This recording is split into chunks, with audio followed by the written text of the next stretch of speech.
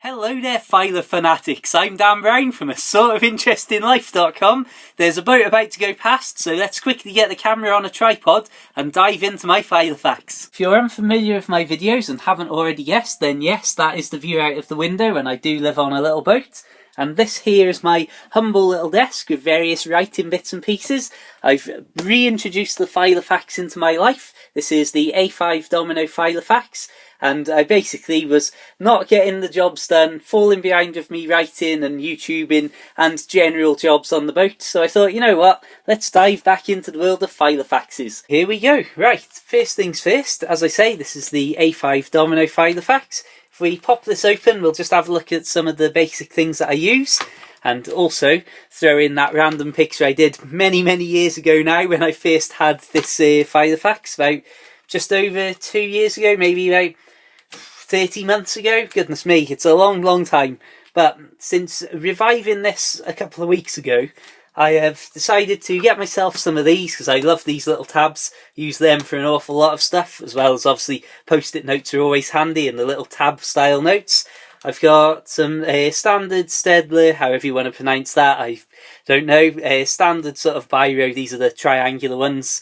I use a black one to write everything in, and a green one to tick things off when I have completed those items. But also I use the green ones if I'm planning something good in the future. So for example, if I'm meeting my friends, or if something good's happening, like I'm on holiday from work, I use the green one to write that in weeks in advance, or however long in advance that needs be. Then also I've got a few more of these coloured pens. I use the blue one to highlight any boaty stuff, the orange for random things that I want to draw attention to, and sometimes even the purple one for a similar use as the orange. Red is for things that are bad or important, and also for crossing off some things that I didn't get done. Now, when we have a look through the pages on this, things aren't going to quite make perfect sense because there's a lot of random colours and a lot of random words and things written down. So just pass that fly sheet over. Right, now I've only started using this properly for September. I got the new diary in for refill sort of towards the end of August, so I randomly started filling it in mid-August. So as we lead up to the actual proper usage that it's currently got, there was just a few of these random little days that I put in. And basically, because I don't like to try and plan in advance every single thing that's going to happen every single moment and every single day, what I tend to do is use the free space here, and I always use these week to view pages just to get enough writing room to write what I want to write, but not have loads of blank space, as you'll see when I start using it properly. But equally, if I did have a personal size, which I thought was just too small, and the A4 then starts to become impractical to take around with you. If I am travelling to or from the boat on my bike, then I just pop out like maybe the week or 2 weeks advance, stick those in my case with my iPad, and that's obviously a nice way to keep them all flat and easily transport things around. But as you can see, as we lead up into starting to use this a bit more properly, I was just generally filling in bits and pieces.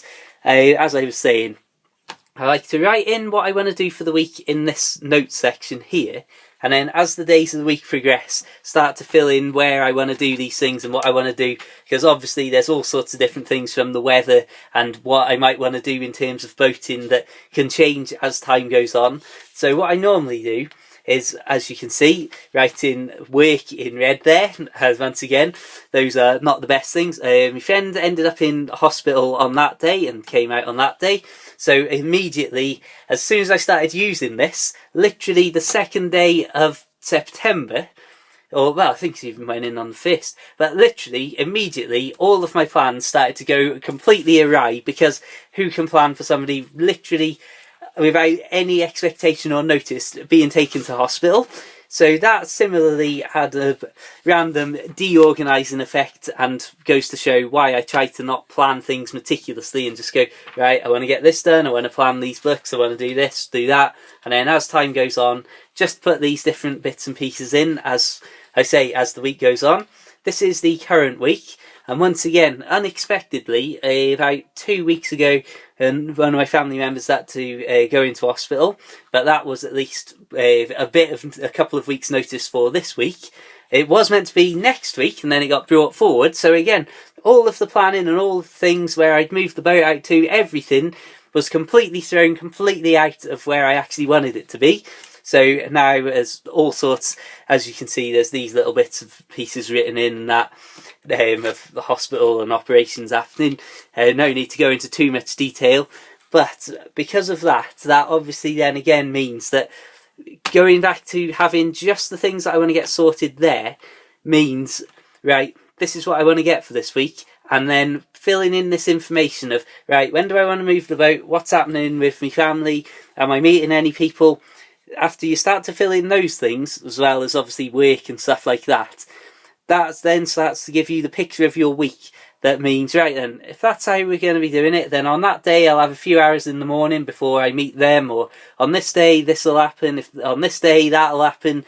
So you can start to plan in things that you want to do. And I've got a little bit of painting that I want to finish off. So obviously it's no good me planning in advance going, right then, I'm definitely going to be painting all day long that day, when I've actually got to make a 2-hour bus trip, because there's no direct bus route to where I want to be, to get to my family back home and stuff like that.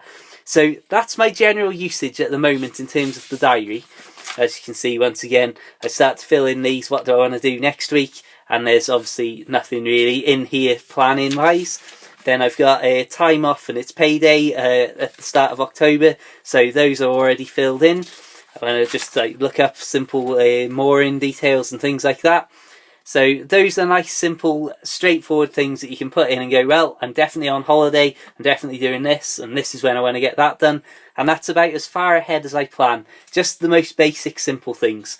Right, if we go to tab 1, which is now the life tab, I'm going to cunningly cover up my expenses with some of these pens. But basically, this is the tab of life. And every month I will have general expenses, and I literally will meticulously note down every single expense that I have. Then every 10 days, total it up, so I can keep a rolling tab on how much I'm spending and what I might want, what I don't want, etc. This generally then gives me the ability to look back and go, right then, wasted too much money on this, could have spent more money on this and less on that. And going forwards is going to obviously help me budget things a lot better. I live a very low cost lifestyle, so I'm very lucky to be able to breathe relatively easy as long as no serious incidents happen, but that's absolutely no excuse not to keep tabs on things. Then similarly, it's not currently in use properly at the moment, because I've been using the sticky notes, the main yellow sticky notes, to just put general to-do lists that I might want to take and get done here, there, or wherever I'm up to, and sticking those on the cover of the Filofax and being like, right, yeah, I'll go straight into town and do this, that and the other. But I will also fetch to-do lists and stuff into this main bulk here, where it'll be expenses, to-dos, long-term goals, things that I want to get done per month. All of those things will be going on in here. This is something I've mentioned before. This was my list of how far it was to bike from one place to another, so that when I was out on the boat with no internet access, I would have a reference of, right then, where am I? Oh, I'm at Ellesmere. In that case, it'll take me this long to get to here, this long to get to there, and so on. So that's definitely something that I'm going to be expanding, and maybe on a 2 A4 pieces like that, or maybe a super long linear one where that can literally go folding out indefinitely. But this is going to be the general to-do list and general things for not immediate diary use. I've also, as you may have seen in one of my previous videos, these old tabs used to be for my poetry and writing short stories, things like that. I am definitely keeping tabs on that, and basically I'm still working through it, but there's writing and things like that are getting their own tab, and YouTube is getting its own tab. The back tab is always for inserts and refills and blank pieces of paper, things like that. I tend to hole punch my own paper, as you can see the non-standard Filofax rings there, or the holes for the rings there. So that's my general usage. It's going to be YouTube and YouTube planning. As you may know, I do a series now, Dan's Now About Life, of bigger documentary episodes which take an awful lot of sitting down and thinking about, to do a 23-minute long video that cuts to literally dozens upon dozens of bits of footage and interweaving parts that I have to film all out of sequence. So that's definitely useful. I'm not going to show there's spoilers in one of these, but anyway, I'm also putting together, in a similar theme to this sheet here, I'm putting together the ultimate offline internet of, this is general bus routes and bus timetables for places that I will find along the canal. So we've got Ellesmere to Shrewsbury on that one, both in and out. Chirk, Llangollen, Llanarmon. Now this is my winter one, basically, where I'm more up for the winter. I then, over the winter time, like to catch this little bus. It doesn't go to anywhere other than little villages, but it's fantastic because it takes me right out to Llangollen at the sort of heart of the Berwyn Mountains, so I can go out and go walking every day. So obviously now I know all of the buses that go, when I can go there, how many hours I've got to go up the mountains, and when I can get back. So that's very handy. Similarly, Ellesmere to Oswestry.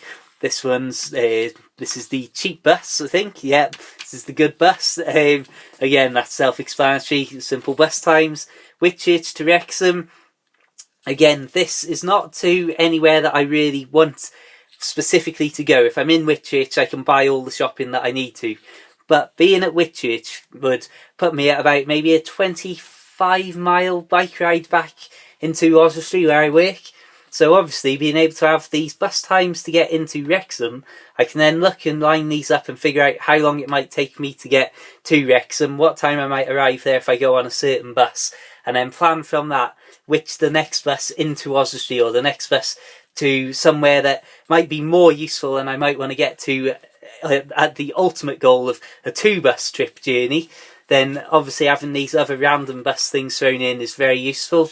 And similarly, the Oswestry to Shrewsbury bus here isn't particularly useful, apart from it crosses the canal at one point. So again, by having that reference where I can go, right then, what time does it get to here? Right, it should be at Queen's Head about this time. Again, it's nice and simple and self-explanatory. Oswestry to Shrewsbury via a different route, which goes to Maysbury. So these are all the simple, very simple idea of, right, if I have a complete record of all the buses that are useful to me and go in this direction or that direction, then I can obviously sit down on the boat and go, right, what do I want to do tomorrow, or where do I want to go and how do I want to get there? Right, this is the time the bus will come. Perhaps if I wake up and then move the boat down the canal a bit, quickly run down to the bus stop, and then I'll be able to be by the bus stop to get shopping. And it's just general planning and things like that, and creating the offline internet that I'm currently interested in doing and sorting out.